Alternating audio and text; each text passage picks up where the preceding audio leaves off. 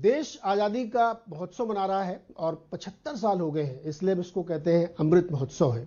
और इस आज़ादी की यात्रा में बहुत सारे विकास के काम हुए हैं, बहुत सारी जर्नीज हमने देखी है, लेकिन एक ऐसा क्षेत्र है इक्विटी वेल्थ क्रिएशन का, जिसमें बहुत सारे डेवलपमेंट्स हुए, बहुत सारे लोगों ने तरक्की की है। उस तरक्की की यात्रा में कुछ ऐसे लोग हैं जिन्होंने मदद की इक्विटी कल्चर को बढ़ाने में, आगे बढ़ने में मदद की और लोगों को संपन्न समृद्ध करने में बहुत मदद की है। आज ऐसे ही एक शख्स से आपकी मुलाकात कराते हैं जिनका नाम है सुनील सिंघानिया। एबेकस एसेट के फाउंडर है और इन्होंने जिस तरीके से अपनी जर्नी शुरू की और यहाँ तक आए, उसको आज समझते हैं, अप्रिशिएट करते हैं। सुनील सर, बहुत बहुत स्वागत है सिंधी से आवाज की इस खास पेशकश में। तो जैसा कि हम लोग कह रहे हैं कि अमृत महोत्सव है ये, और इस अमृत महोत्सव में वेल्थ क्रिएशन की एक बड़ी जर्नी हम लेके चले हैं। आप अपना अनुभव हमारे साथ पहले छोटे में शेयर करिए कि किस तरीके से आपने इसको डेवलप होते हुए देखा। धन्यवाद मुझे शो पे बुलाने के लिए, वेरी अप्रिशिएट। तो अगर आप भारत को देखें, आपने जैसे कहा है 75वां साल है इंडिपेंडेंस का। अगर आप भारत की भी अगर जर्नी देखते हो, 1947 में हमें इंडिपेंडेंस मिला और 60 साल लगे हमको, 2007 तक हम $1 ट्रिलियन पहुंचे। अगला $1 ट्रिलियन को सिर्फ 8 साल लगा। तो जितनी वेल्थ हमने पहले 60 साल में बनाई, उतनी एज अ कंट्री हमने अगले 8 साल में बना दी। और उसके बाद वाला जो $1 ट्रिलियन है, उसको सिर्फ 6 साल लगे। तो आज 75 साल में हमने 0 से $3 ट्रिलियन तक का एक सफर तय किया है। और हर बार ये लगता है कि मार्केट ऑल टाइम हाई पे आ गया, अभी इसके बाद क्या, बट इकोनॉमी बढ़ती गई। तो जब जैसे मैंने मेरा करियर शुरू किया अर्ली 1990s में, तभी इकोनॉमी की साइज थी $250 बिलियन। आज हम $3 ट्रिलियन पे आ गए हैं। तो इकोनॉमी 10-12 गुना हो गई, बाजार 100 गुना हो गया। तब वो जर्नी में अगर आप बीएससी की इंडेक्स देखो और आज का इंडेक्स देखो, करीब करीब 100 गुना हो गया। तो आई थिंक पूरा देश एक फास्ट ग्रोथ ट्रैक पे आई थिंक चल रहा है।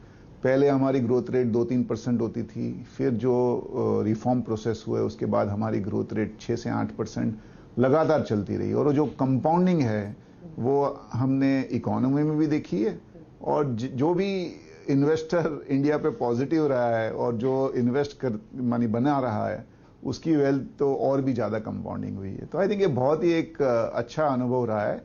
लेकिन ये पास्ट टेंस है, फ्यूचर और भी अच्छा होगा। तो जब इस जर्नी की हम लोगों ने शुरुआत देखी, आप तो उसके गवाह थे और आपके हस्ताक्षर इस जर्नी में, तो पहले ये अमीर लोगों का या बहुत पैसे वाले लोगों का सेक्टर होता था कि इक्विटी के जरिए वो वेल्थ क्रिएट करें। लेकिन अब कुछ समय से, पिछले एक 8 डिकेड से हम कह सकते हैं कि बहुत तेजी से आम लोगों के बीच में ये पहुंचा है और लोग उसको अप्रिशिएट भी कर रहे हैं। म्यूचुअल फंड के जरिए, डायरेक्ट इक्विटी के जरिए, पीएमएस के जरिए बहुत सारे लोग आ रहे हैं। ये ट्रेंड आपको यहां से आगे और कैसे जाते हुए दिख रहा है?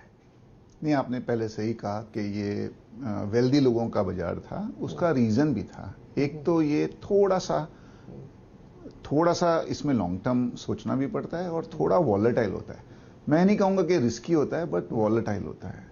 और उसके लिए आपको थोड़ी डिस्पोजेबल इनकम होनी चाहिए, जो आप हर साल 2 साल 3 साल के लिए आपको देखना नहीं पड़े उसको, जिसको आप 5-10 साल के लिए इन्वेस्ट कर सकते हो। तो वही अगर हम पीछे जाएं 90 के दशक में या अर्ली 2000 में, सेविंग्स बहुत ही कम होती थी लोगों की। और वो सेविंग्स है ना, हम ग्रो हो रहे थे तो लोगों को घर भी बनाना था, लोगों को गाड़ी भी लेनी थी। आई थिंक वो सब जरूरतें ज़्यादा बड़ी थी। उसके बाद में कोई डिस्पोजेबल सेविंग बचती नहीं थी। अभी जैसे जैसे इंडिया की सेविंग्स की रेट भी बढ़ी है और जैसे यंग लोग आए हैं जिनको अवेयरनेस भी है इक्विटी मार्केट के बारे में, और दूसरे जो एसेट क्लास हैं जैसे गोल्ड या रियल एस्टेट, उन पता चल गया लोगों को कि उसमें ज़्यादा रिटर्न कंसिस्टेंटली बनते नहीं है।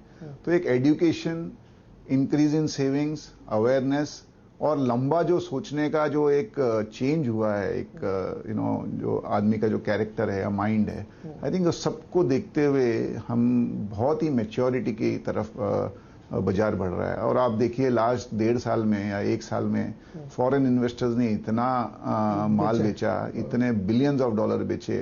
आज इंडियन इन्वेस्टर को अपने देश पे कॉन्फिडेंस था, वो एसआईपी के जरिए, इन्वेस्टमेंट के जरिए उन्होंने पूरा का पूरा वो सेलिंग अब्जॉर्ब कर ली। अब जब फॉरेनर इंडिया वापस आएंगे तब इंडियन इन्वेस्टर्स पहली बार मुस्कुराएंगे। बल्कि आना शुरू हो गए, ऑलरेडी आना शुरू हो गया। अगर आप देखिए जुलाई के महीने में बदल गया थोड़ा। सर सुनिए सर, आपने तो मतलब छोटे इन्वेस्टर, बड़े इन्वेस्टर, हर तरह के इन्वेस्टर्स से आपका एक्सपोजर रहा है। तो अभी आपने ये बात कही कि लोगों को ना पहले थोड़ा सा डर भी लगता था, और गोल्ड, रियल एस्टेट या फिक्स डिपॉजिट ही कर लिया, उसमें उनको बड़ा कॉन्फिडेंस है, उसमें भले ही रिटर्न कम बने, उसको रोज सुबह उठ के नहीं देखते आज एफडी का रेट क्या है, लेकिन मार्केट में आएंगे तो उनको रोज सुबह उठ के, भले ही लॉन्ग टर्म के लिए सुबह उठ के शेयर बाजार देखना है। ये जो साइकोलॉजी है, इसको आप लोग कैसे डिकोड करते हैं? नहीं, ये भी आपने, हम हरदम ये कहते हैं ना, 100 रुपया अगर किसी के पास है तो सिर्फ 5 ही इक्विटी में है, 95 दूसरे एसेट क्लास में है। लेकिन वो 5% जो इक्विटी में है ना, उस पे 99% आदमी अपना समय देता है और बाकी 95% पे 1% देता है। जैसा आपने सही कहा, मैं आपको लिख के देता हूं, जो एफडी का इन्वेस्टर है उसको ये भी पता नहीं होगा कि उसको एफडी में ब्याज क्या मिल रहा है। सेविंग्स इंटरेस्ट में 2.75% इंटरेस्ट है, वो किसी को याद भी नहीं होगा, कोई नो वन बॉदर्स ऑल्सो। और जैसे रियल एस्टेट है, आप अपना घर का भाव थोड़ी रोज रोज निकालते हो, हर मिनट निकालते हो। तो इक्विटी इतना ट्रांसपेरेंट एक इन्वेस्टमेंट करने का जरिया है, on a second to second आपको पता चलता है कि क्या हो रहा है। तो लोगों को थोड़ी थ्रिल भी है, थोड़ा एक ट्रांसपेरेंसी भी है, और उसको रहते हुए लोग आदत से मजबूर हैं और देखते ही देखते हैं, और देखना भी चाहिए। खाली एक ही चीज है, you can't react on a second to second basis. अच्छा ये बताइए, इस साल भर में डबल हो जाएगा क्या ये? तो हमसे ये कहते हैं भाई आप बताओ, ऐसा कहाँ आपने आज तक पैसा लगाया जो गारंटी से साल भर में डबल हो जाए? इक्विटी में वो 5% है ना, वो हर साल डबल होना चाहिए, और जो बाकी 95% जो दूसरी जगह लगा हुआ है, उसकी रिटर्न आ रही है कि नहीं है, वो किसको पड़ी भी नहीं है और कोई ट्रैक भी नहीं करता है। करेक्ट। तो अब हम लोग थोड़ा सा फ्यूचर की बात करें। ये एक बहुत ही मजबूत बुनियाद पर खड़ा है। ये इसलिए भी मैं कह सकता हूँ कि अभी जो लेटेस्ट डेटा NSE पल्स का हमने देखा कि उस पर रिटेल इन्वेस्टर एकदम मजबूती से खड़ा, एक शेयर नहीं बेचे उसने। FII 0.5% बेच के चले गए, 2 क्वार्टर से लगातार बेचा, और म्यूचुअल फंड है उसको और बढ़ाया, तो वो भी रिटेल के थ्रू ही आया। तो ये दिखाता है कि बुनियाद तो बड़ी मजबूत है। अब यहां से आगे जाते हुए जो बाजार की समय स्थिति है, जो जियोपॉलिटिकल स्थिति है, अमेरिका में रोज सुबह उठ के आजकल लोग फेड की कमेंट्री सुनने लगे हैं बीपी बढ़ाने के लिए, तो इस पे आप कैसे समझाएंगे हमारे निवेशकों को? देखो, एक तो वर्ल्ड बहुत डायनेमिक है, दूसरा है ना, पहले न्यूज है ना 1 दिन 2 दिन बाद में लोगों के पास पहुंचती थी, और लोग फिर 1 हफ्ते बाद उस पर रिएक्ट करते थे। आजकल न्यूज हर सेकंड पहुंचती है, इतने न्यूज चैनल्स हैं, आप लोग भी एक्टिव रहते हो 24/7, फिर फर्स्ट ऑन वो भी होता है। दूसरा, आजकल जो न्यूज बनाता है वो ही ट्वीट कर देता है। तो on a minute to minute, second to second सबके पास वो न्यूज आती है, और वर्ल्ड भी डायनेमिक हो गया है। आज सब कंट्रियां ना इंटरकनेक्टेड है। कोई भी इवेंट कोई भी एक कंट्री में अगर होता है तो उसका इम्पैक्ट दूसरी कंट्री में भी होता है। तो जैसा आपने कहा, अगर रशिया और यूक्रेन का कुछ हुआ जियोपॉलिटिकल टेंशन, तो उसके वजह से सब कमोडिटी के भाव बढ़ गए, तो पूरी दुनिया वो इम्पैक्ट हुआ। इन्फ्लेशन पूरी दुनिया में आया, इंटरेस्ट रेट सब जगह बढ़े। आज अगर डॉलर मजबूत होता है तो उसका इम्पैक्ट बाकी सब कंट्रियों को भी होता है। अभी ताइवान का एक सिलसिला चालू हो गया है, तो उसका भी एक डर है जो सबको इम्पैक्ट करेगा। तो आई थिंक ये जो इवेंट्स है, एक तो ज्यादा हो रहे हैं, प्लस वो हमें minute to minute, second to second हम उनके बारे में जानते हैं, और हमारा ह्यूमन नेचर है, जो हम जानेंगे उस पर रिएक्ट भी करेंगे। और सब लोग एक ही इवेंट पे एक ही डायरेक्शन में एक साथ रिएक्ट करते हैं। इसके लिए वॉलेटिलिटी इतनी ऊपर नीचे होती है। कुछ लोग कहते नहीं अभी लगा दो भाई, सही समय होता है। तो क्या कोई सही समय होता है, या इस समय भी बाजार लगा देना चाहिए पैसे? आपने सही कहा, टाइमिंग करना एकदम इम्पॉसिबल है। आप इसी साल का देख लीजिए, साल चालू हुआ बहुत ही ऑप्टिमिज्म से, फिर फरवरी एंड में रशिया का इशू हो गया, तो बाजार में करेक्शन आया। मई और जून बहुत ही खराब गए, और जून में लग रहा था बाजार अभी और गिरेगा, और ऐसा यू टर्न मारा कि 1 महीने में ही सेंसेक्स 6-7 पॉइंट बढ़ गया, निफ्टी 2000 पॉइंट बढ़ गया। तो बहुत डिफिकल्ट है ये, और ये हमें मानना चाहिए। आई थिंक रिटेल इन्वेस्टर के लिए सिप्स के से बेस्ट कुछ नहीं हो सकता। सिस्टमेटिक इन्वेस्टमेंट प्लान, जहां आप हर महीने कुछ ना कुछ इन्वेस्ट करते जाओ, उससे अपने आप ही आपका ऊपर नीचे जो बाजार है वो एक स्मूदन हो जाएगा। जहां तक मेरी एडवाइस रहेगी, मैं तो देखो इटरनल ऑप्टिमिस्ट हूं, और मेरा ये मानना है कि जिसको लग रहा है, जो भी इन्वेस्टर को लगता है कि कल आज से बेटर होगा, उसी को इक्विटी में डालना चाहिए। अगर आपको लगता है नहीं कल आज से खराब होगा, तो आप प्लीज इक्विटी में मत डालिए पैसा। और अगर आपको ये लगता है और आपका अगर होराइजन 5-7 साल का है, तो आप 2% नीचे या 5% ऊपर डालोगे, उससे कुछ आपका फर्क नहीं पड़ेगा। बहुत सारी स्टडीज हैं जिसमें बताया गया कि अगर आपने 10 अच्छे दिन भी मिस कर दिए बाजार में, तो आपका रिटर्न है ना 12-13% कंपाउंडिंग से 3 या 4% कंपाउंडिंग हो जाता है। तो आई थिंक ये हमें सीखना चाहिए, हमें सोचना चाहिए। जैसे लास्ट 1 महीना जिसने मिस कर दिया, उसका ऑलमोस्ट 6-8 महीने का रिटर्न चला गया, तो बहुत ही डिफिकल्ट है। तो मेरा तो ये मानना रहेगा कि अगर आपका 5 साल का व्यू है, तो any time is good time. और अगर आपको थोड़ा सा कॉशियस रहना है, तो आप सिस्टमैटिक इन्वेस्टमेंट प्लान या सिस्टमैटिक ट्रांसफर प्लान, जिसमें 3-4 महीने के एवरेज में आपने डाल दिया, वो आप अपनाइए। एक छोटा सा ब्रेक लेंगे यहाँ पे, और ब्रेक से वापस आएंगे तो सुनील सर से ये बातचीत होगी कि कौन से सेक्टर्स पर नजर रखनी चाहिए, कौन सी डिसरप्शन की थीम आ रही है, क्या नया आइडिया है इस मौके पर जहां पे ध्यान रखना चाहिए। एक बार फिर से स्वागत है आपका इस खास पेशकश में, और हम बातचीत कर रहे हैं सुनील सिंघानिया जी से, जो हमें बता रहे हैं कि आपको इंडिया की स्टोरी पे बिलीव करना चाहिए, और बहुत से ऐसी आइडियाज़ हैं, थीम्स हैं, जो अब यहाँ से आगे आने वाले समय में बहुत अच्छी ग्रोथ दिखाएंगे। तो उसी के बारे में समझते हैं।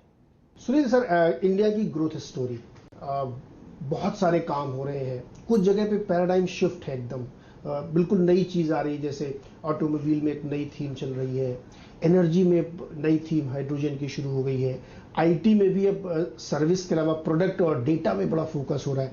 तो ऐसे नए आइडियाज आपको कौन से अच्छे लगते हैं इस वक्त जो इंडिया की ग्रोथ स्टोरी के साथ चल रहे हैं? देखो, एक digital world is here to stay. आज हम हमारे खुद के भी अगर आप हैबिट्स देखें, तो the way we work, the way we study, the way we shop, the way we entertain, सब में डिजिटल का कहाँ ना कहाँ योगदान है, और उसके बिना हमारा काम हो ही नहीं सकता है। खाली प्रॉब्लम क्या है ना, थोड़े जो डिजिटल कंपनियां लिस्ट हुई थी, वो आई वुड से तेजी में लिस्ट हुई थी। कंपनियां अच्छी थी, उनके प्राइसिंग थोड़े गड़बड़ थे, और एटलीस्ट हमारे ऐसे इन्वेस्टर जो प्रॉफिट वाली कंपनी को देखते हैं, उनके लिए वो कंपनियां ऐप नहीं थी। बट ये डिजिटल एज अ थीम है ना, ये 10, 20, 25, 30 साल की थीम है। तो जब भी आपको मौका मिले, जब भी आपको कोई कंपनी मिले जिसमें विजिबल प्रॉफिट है, जिसमें ग्रोथ है, जिसमें मोट है, जिसमें एक बोलते हैं ना यूनिक चीज है, जिसके बिना आप वो पर्टिकुलर काम कर नहीं सकते हो, आई थिंक वो theme is going to be there for a long time. दूसरा, इंडिया में ना लास्ट 5-7 साल में है ना, कैपेसिटी बिल्डिंग ही नहीं हुई, क्योंकि सब कंपनियां थोड़ी तकलीफ में थी, इकोनॉमी में ग्रोथ नहीं थी, बैंक्स की हालत थी खराब थी, तो डेट नहीं मिल रहा था। आई थिंक वो सब चेंज हो रहे हैं। बैंक्स की हालत बहुत अच्छी है, एनपीएस है नहीं, बैंक की एबिलिटी टू लैंड बहुत बढ़ गई है, गवर्नमेंट भी अपना केपेक्स कर रही है। हमने 75 साल में 75 एयरपोर्ट बनाए, अब अगले 5 साल में वो 75 के 150 एयरपोर्ट हो जाएंगे। कम से कम 50 सिटीज में मेट्रो का काम चालू है, रोड तो हमने देखा ही है। बड़े बड़े स्टेट, उत्तर प्रदेश ने बोला है कि we want to be $1 trillion in economy. आज पूरा इंडिया 3 ट्रिलियन है, और अकेला यूपी ने एक टारगेट ले रखा है $1 ट्रिलियन इकोनॉमी का। तो आई थिंक ये जो कैपिटल गुड सेगमेंट है, उसमें बहुत साल बाद में एक लग रहा है कि थोड़ा सा मोमेंटम बिल्टअप हो रहा है। 6 महीने पहले तक लग रहा था नहीं, ये मेटल के भाव जब तक ऊंचे रहेंगे तब तक ये कैपिटल गुड्स वाले थोड़े सफर करेंगे। लेकिन आप इनका नसीब देखिए, एक तो ऑर्डर भी हैं, और अब मेटल के भाव सब 20-25% गिर भी गए हैं। तो आई थिंक नेक्स्ट 4-5 साल एक कैपिटल बिल्डिंग वाली जो थीम है वो भी बनेगी। फिर नई नई थीम है, जैसे अभी हम आज घर पे ऑर्डर करना सीख गए खाना, तो एक QSR वाली कंपनियां सब अच्छा चल रही है। अगेन इनके पी बहुत ऊंचे हैं, तो हम जैसे इन्वेस्टर थोड़े उनको डर डर के लेते हैं। बट एक फैक्ट है, आज जो QSR की थीम है बहुत ही अच्छी थीम है। Financial markets including banks, insurance companies, इनमें बहुत ही बड़ा स्कोप है। पर्टिकुलरली बैंक्स में आप देखिए, बड़ी बैंक्स और स्ट्रांग हो गई है, क्योंकि लोगों ने ये रियलाइज कर लिया है कि अगर मैं किसी को पैसा देता हूं तो मुझे अच्छा ब्रांड चाहिए, मुझे स्टेबिलिटी चाहिए। सिस्टम्स बहुत अच्छे हो गए हैं, और आई थिंक ये फिनटेक का एक एडवांटेज मिल रहा है बड़ी बैंक्स को। तो आई थिंक वो भी एक अच्छा है। एक इंडिया के बारे में एक बहुत ही अच्छी चीज ये है कि इंडिया बहुत डाइवर्सिफाइड है। हमारे सब सेक्टर्स में प्रेजेंस है, IT, pharma, chemical, auto, cement, capital goods, तो चॉइस बहुत है। Correct. और I think for an investor that is very very important, you know. Last I think मैं ये कहना चाहूंगा, ये चाइना +1 थीम भी बहुत ही स्ट्रांग है, केमिकल वाली। I think across, it is not only chemical. तो क्या हो गया ना सर, पहले तो पूरी दुनिया को चाइना एक बोलते ना विलन के रूप में दिखता है, और अगर एक कंट्री है जो रशिया जैसे किसी और कंट्री पे अटैक कर सकती है वो है चाइना। ऐसा फीलिंग है, कंट्रियों की भी फीलिंग है। तो एनीवे उनको चाइना से अपना इंपोर्ट कम करना है, वो इमीडिएटली नहीं होगा, धीरे धीरे होगा। तो I think India will benefit in some sectors there. दूसरा, जो यूरोप में एनर्जी को लेके जो क्राइसिस है, उनके पावर कॉस्ट इतने बढ़ गए हैं दैट मैन्युफैक्चरिंग इन यूरोप थोड़ा सा एक्सपेंसिव हो गया है। तो उसका भी बेनिफिट इंडियन कंपनीज को मिल रहा है। आप देखिए Indian engineering companies, Indian chemical company जैसे आपने कहा, Indian even garments and consumer good companies, I think सब में बेनिफिट हो सकता है इंडिया को। आपने बड़ी दिलचस्प बात कही, कैपिटल गुड्स में मुझे ध्यान है कि उस मंदी के दौर में भी वो जो 2 बड़ी वाली कंपनियां हैं वो लाइफ हाई पे चल रही हैं। हाँ, तो टेलविंड आ गया। एक तो एक्सपोर्ट्स बढ़ गए, प्लस ऑर्डर बुक अच्छी है, और मैंने बोला ना सोने पे सुहागा हो गया कि मेटल के भाव करेक्ट हो गए। तो ये जो थीम है सर, ये पकड़ना आप लोगों से हम लोग सीखते, जैसा अभी आपने एक्सप्लेन किया। नहीं, हमारे भी मिस हो गई सर, हमने भी नहीं पकड़ी। एक और थीम जो इस वक्त चल रही है, वो मतलब पता नहीं कितने दिन तक चलेगी, हो सकता चलती रहे। प्रीमियमाइजेशन हो रहा है इंडिया का। यहाँ पे आप देखिए तो महंगे वाले प्रीमियम कपड़े, महंगी वाली गाड़ियाँ, महंगी घड़ियाँ, ज्वेलरी, और शूज़ में भी बड़े प्रीमियम क्लास में। तो ये वाली जो सेगमेंट है पूरा हर सेक्टर का, वो लाइफस्टाइल चेंज की वजह से, लोगों की इनकम बढ़ने की वजह से, या ब्रांड कॉन्शियसनेस की वजह से। मैं पढ़ रहा था कि इनरवियर की एक रिसर्च आई कि सबसे तेजी से ये सेक्टर ग्रो करेगा, क्योंकि जो अर्बनाइजेशन हो रहा है उसमें लोग ब्रांड कॉन्शियस हो रहे हैं। उनको लगता है कि अब हमें थोड़ा सा अपग्रेड करना चाहिए। तो क्या ये वाली थीम आपको लगती है कि इंडिया में बड़ी स्तर पे प्ले हो रही है, क्योंकि यहाँ पे अभी बहुत अपलिफ्टमेंट होना है लोगों का? नहीं, आई थिंक फॉर्मलाइजेशन की थीम 3-4 साल से बात कर रहे हैं लोग। उसमें बीच बीच में थोड़े रोड ब्लॉक आ गए। पहले डीमोन आ गया, फिर जीएसटी आ गया, फिर कोविड आ गया। इसके लिए जो 4-5 साल पहले होना चाहिए था वो अब हो रहा है, और वो बहुत ही आपने जैसे एकदम अच्छे वे में बताया, एक्चुअली हो रहा है। तो आप अगर गांव में जाओगे तो उनको, जैसे आपने कहा, उनको अपने हिसाब से ब्रांड चाहिए। तो जो टियर 2 टियर 3 वाले ब्रांड चाहिए, फिर उनके एक स्टेप ऊपर उनको प्रीमियम ब्रांड चाहिए। और जो बोलते ना दुनिया में अराइव हो चुका है, जिसके पास बहुत ही कुछ ज्यादा पैसा आ गया बिकॉज उसके पास स्टॉक ऑप्शन थे, या उसने कोई कंपनी बेची, या और उसके और कुछ हो गया, उनको एकदम वर्ल्ड क्लास ब्रांड चाहिए। और इंडिया का पॉपुलेशन 140 करोड़, अगर 1% भी वो वर्ल्ड क्लास ब्रांड में चले गए तो पूरा यूरोप का जितना पॉपुलेशन है उतना इंडिया का पॉपुलेशन वो ब्रांड खरीदने चले जाएगा। तो आई थिंक वो क्लियरली दिख रहा है। लकीली जैसे मैंने कहा, इंडिया में है ना प्रेजेंस है हर सेक्टर में। तो अभी एक अच्छी कंपनी लिस्ट भी हुई थी जो प्रीमियम ब्रांड्स की तरफ थी।